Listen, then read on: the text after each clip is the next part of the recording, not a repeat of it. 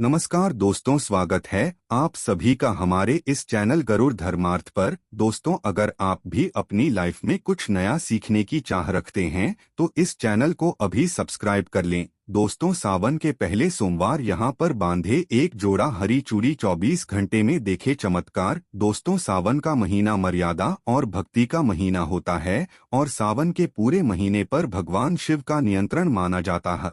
साथ ही ऐसा माना जाता है कि सावन के पूरे महीने में भगवान शिव पूजा पाठ करने से जल्दी प्रसन्न हो जाते हैं। सावन का पूरा भगवान शिव का प्रिय महीना है। इस संबंधी अनेक पौराणिक कथाएं और धार्मिक मान्यताएं भी हैं। इसलिए जन साधारण लोग किसी और महीने में संयम और नियम का पालन करें या ना करें, लेकिन सावन के महीने में संयम और नियमों का पालन जरूर करते हैं। तो आज का ये वीडियो बहुत ही सुंदर है, जिसमें ज्ञानवर्धक जानकारी है। इस वीडियो को आप अपने फायदे के लिए पूरा जरूर देखें। दोस्तों, हम अपने चैनल में अधिक से अधिक प्रयास करते हैं, सरल से सरल और आसान उपाय, आसान जानकारी बताते हैं, जिससे जन साधारण लोग लाभ उठा सकें। सावन के महीने का विशेष महत्व कुछ इस प्रकार से है। सावन के महीने में समुद्र मंथन हुआ था। सावन के महीने में ही माता लक्ष्मी समुद्र मंथन से उत्पन्न हुई थी और माता लक्ष्मी को धन की देवी का दर्जा प्राप्त भी सावन के महीने में ही हुआ था।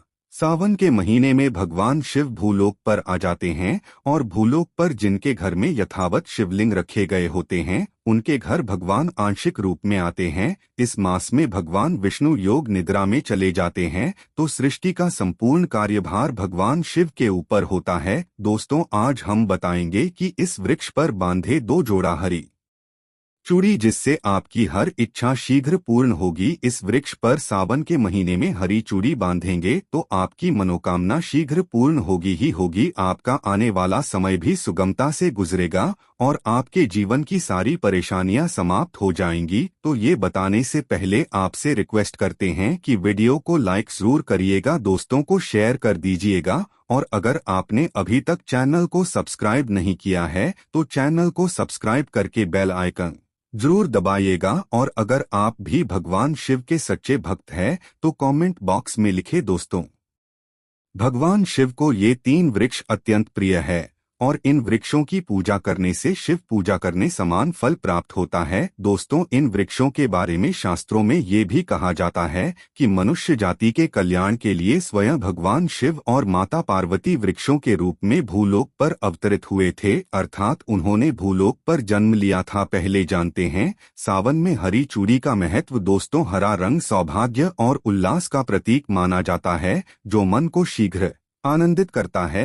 हरा रंग प्रकृति का स्वरूप माना जाता है। माता पार्वती प्रकृति है और भगवान शिव को पुरुष माना जाता है। सावन में भगवान शिव जी को चढ़ाए जाने वाले बेलपत्र, धतूरा, भांग और धूप हरे रंग के होते हैं। प्रकृति निर्माण भगवान शिव हरे रंग से अति शीघ्र प्रसन्न होते हैं। सावन में जो महिला हरे रंग की चूड़ी पहनती है, हरे वस्त्र धारण करती है, उसे अखंड सौभाग्य की प्राप्ति होती है। इसलिए कहा जाता है कि जितनी भी माता बहनें हैं, उन्हें पूरे सावन के महीने में हरे रंग की चूड़ी जरूर पहननी चाहिए, हरे वस्त्र धारण करनी चाहिए। सावन के महीने में जो माता बहनें भगवान शिव की पूजा करती है, शिव पूजा करती है, ऐसी माता बहनों को हरे रंग का वस्त्र ही धारण करना चाहिए, कदापि लाल रंग के वस्त्र धारण नहीं करने चाहिए। माना जाता है कि लाल रंग के वस्त्र धारण करने से भगवान शिव नाराज हो जाते हैं। तो दोस्तों, इस वृक्ष पर किसी भी सावन के सोमवार के दिन जरूर बांधे हरी चूड़ी। आपका दुर्भाग्य सौभाग्य में बदल जाएगा। कैसी भी परेशानी हो, आपकी गरीबी हो, कष्ट हो, कलह हो,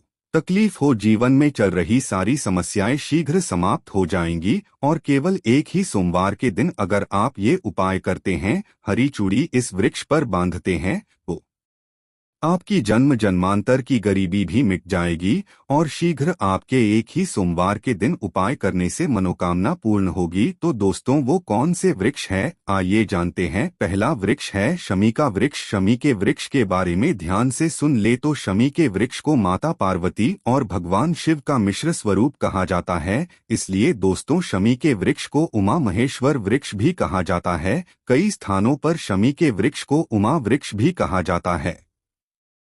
पूरे सावन भर शमी के वृक्ष पर माता पार्वती और भगवान भोलेनाथ दया का वास माना जाता है। सावन के महीने में गोधूली बेला पर प्रदोष काल के समय अर्थात जब दिन ना हो ना ही रात हो यानी संध्या काल के समय, तो इस वृक्ष को संध्या काल के समय में गोधूली बेला में या फिर प्रदोष काल में छूने से पाप, दोष, कष्ट और सारी परेशानियां समाप्त हो जाती है। केवल सावन के महीने में छूने मात्र से सावन के महीने में शमी वृक्ष के जड़ पर कच्चा दूध डाला जाए तो भगवान शिव शीघ्र प्रसन्न होते हैं और माता पार्वती का खूब सारा आशीर्वाद मिलता है।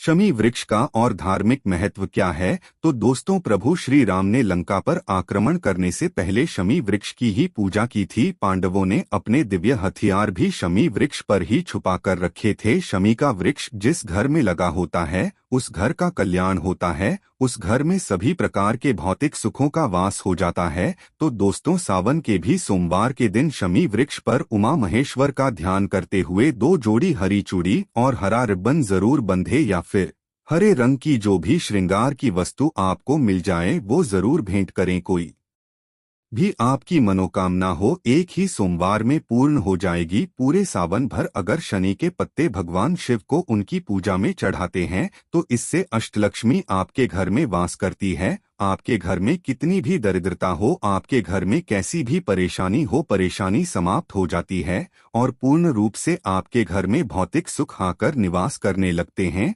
दूसरा वृक्ष है धतूरे का वृक्ष। धतूरे का वृक्ष भगवान शिव के उग्र स्वरूप काल भैरव के अवसर से उत्पन्न हुआ है। मान्यता है कि शिवलिंग पर धतूरे का पत्ता, पुष्प या फल चढ़ाने से राहु, केतु और शनि के कुप्रभाव समाप्त हो जाते हैं। धतूरे के वृक्ष पर सावन के किसी भी सोमवार के दिन अगर 2 जोड़ा हरी चूड़ी बांधे तो शत्रु से छुटकारा मिल जाता है, शत्रु सर्वनाश होता है। दोस्तों, अगर सावन के किसी भी शनिवार के दिन धतूरे के वृक्ष पर बाबा काल भैरव का ध्यान करते हुए हरी चूड़ी बांधी जाए तो घर से भूत प्रेत बाधा भस्म हो जाती है। छोटी सी धतूरे की जड़ घर के किसी भी कोने में अगर छुपाकर या फिर खनन कर जमीन में दबा दी जाए, गाड़ दी जाए तो भूत, प्रेत इत्यादि की बाधा समाप्त हो जाती है। दोस्तों, तीसरा वृक्ष है बेल का वृक्ष।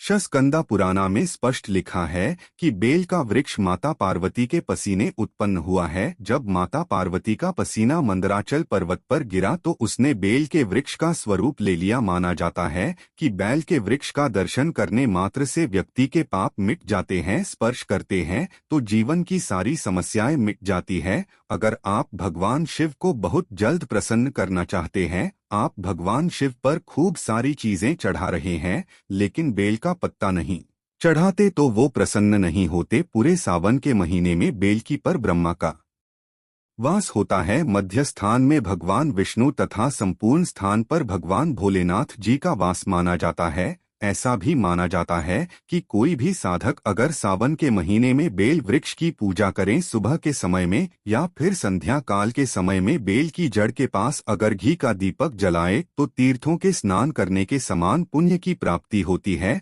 समस्त तीर्थ बेल की जड़ में सावन के महीने में आ जाते हैं। तो दोस्तों, सावन के किसी भी सोमवार के बेल वृक्ष की जड़ पर अगर कच्चा दूध डाला जाए तो जीवन की परेशानियां और कष्ट मिटते हैं।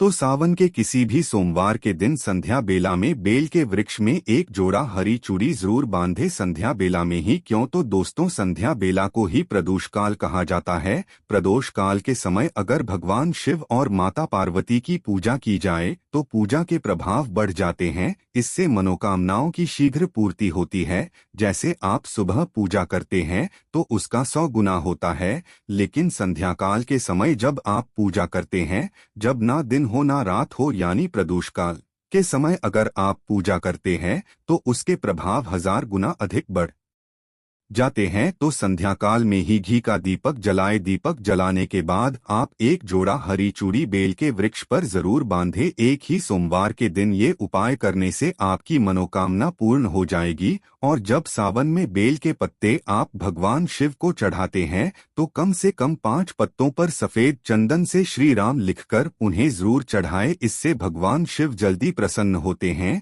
तो दोस्तों, सावन के किसी भी सोमवार के दिन इन 3 वृक्षों में से किसी भी एक वृक्ष पर हरी चूड़ी जरूर बांधे, आपकी मनोकामना पूर्ण होगी। कमेंट बॉक्स में ओम नमः शिवाय लिखना ना भूलें। आशा है कि आज की इस प्रस्तुति में बताई गई जानकारी आपको अच्छे से समझ आ गई होगी। वीडियो अच्छा लगा हो तो एक लाइक अवश्य कर दें। धन्यवाद वीडियो के अंत तक बने रहने के लिए।